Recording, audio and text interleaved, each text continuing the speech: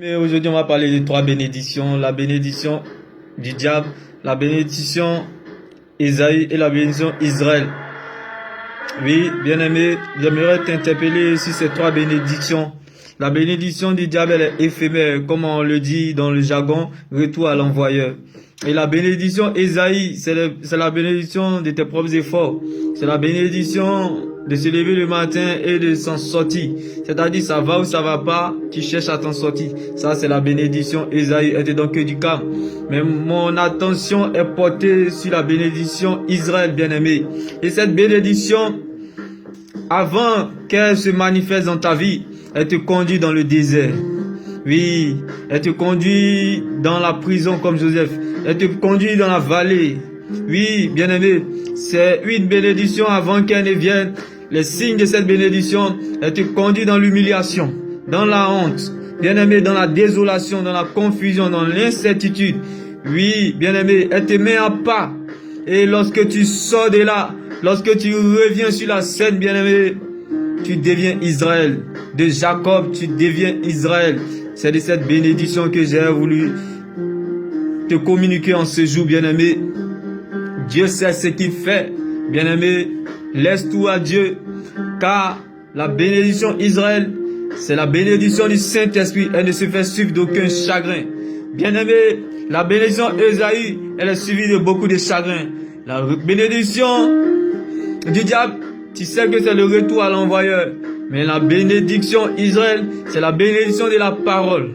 La bénédiction de la parole passe par le désert, passe par l'humiliation, passe par la prison, passe par la vallée.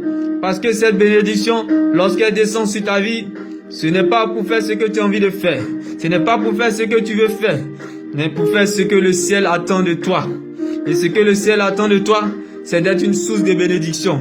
J'aimerais te parler de cette bénédiction aujourd'hui.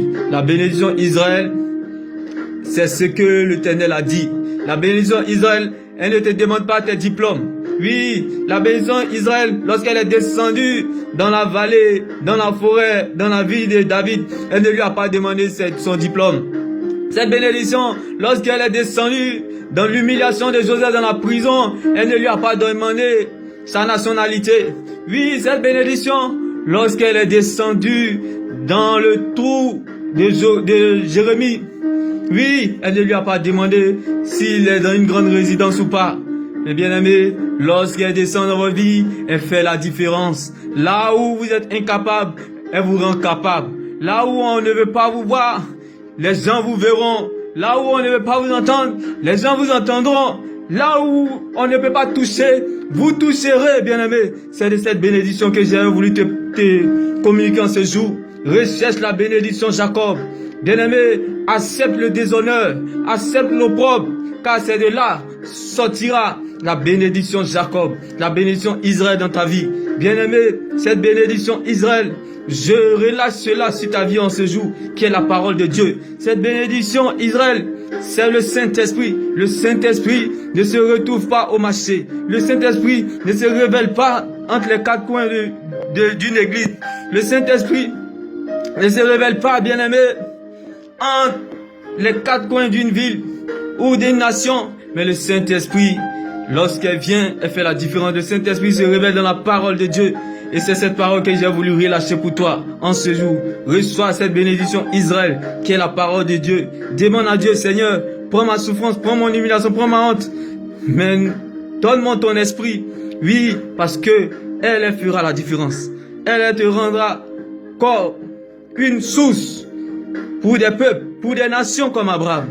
Et que cela soit ton partage, bien-aimé. Ma prière pour toi, que tu demandes au Saint-Esprit, Seigneur, retire tout de moi. Prends tout en moi, mais donne-moi ton esprit. Seigneur, prends ma maison, prends mon argent, prends ma vie, mais donne-moi ton esprit, Seigneur. Oui, bien-aimé, recherche cela. La Bible déclare, si vous demandez, l'on vous donnera. Si vous frappez, l'on vous ouvrira. Si vous cherchez, vous le trouverez. Cherche le Seigneur. Bien-aimé, cherche-le dans la prière.